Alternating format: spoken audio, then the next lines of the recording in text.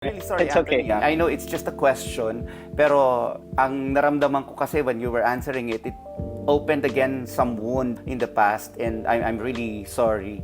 It's okay, it's okay. Mm-mm. Pero since pinag-uusapan natin, I'm sure maraming makaka-relate kasi dyan.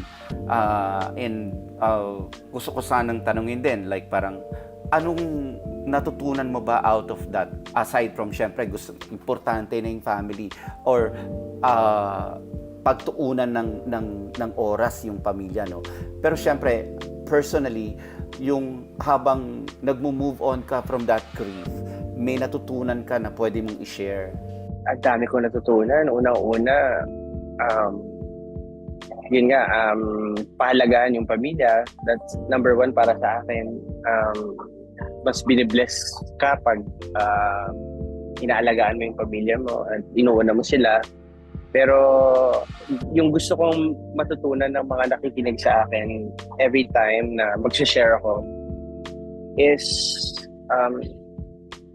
be a believer, a number one supporter of yourself, and hindi mo kailangan ng affirmation, ng validation ng iba para maging successful ka. And I believe na if you put your 100% heart and you're coming from a good place na wala kang tinatapakan, mabuti ka lang tao, at alam mo walang naaragabyado sa ginagawa mo, yung success nandyan lang siya always, parang malapit lang siya sa'yo. It's just a matter of kung willing ka ba to take the leap and move forward and do the sacrifice.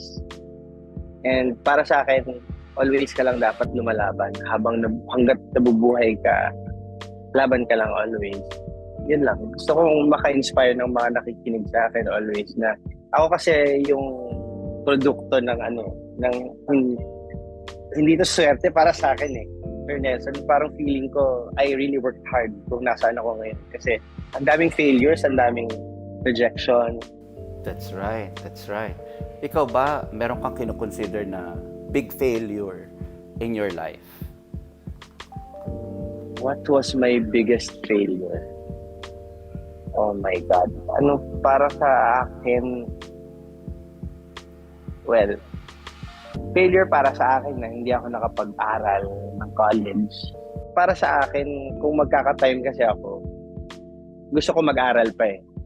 Kasi dumating din sa time na ewan ko kung ako lang to pero karamihan kasi sa mga friends ko nakapagtapos. So, if they talk about where they studied, yes, if they talk about their universities, nagsishare sila kung sino yung mga classmates nila, ako, I have zero. So, parang namimiss ko rin yung feeling na may babalikan akong friends na ito yung pinanggalingan namin, na araw-araw kaming nagkikita, tapos ito yung teacher namin. Kasi I only have that memory.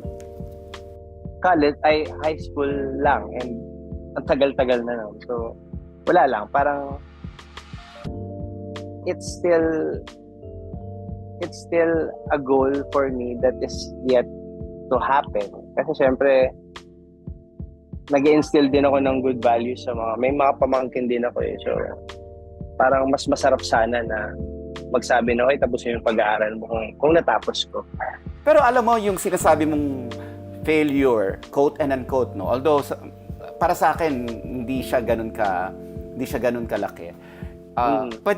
It's not too late. It's really not too late. Yes. Mm-hmm. Actually, meron pang mga lumalapit sa akin na may-ari ng school na willing to sponsor my scholarship.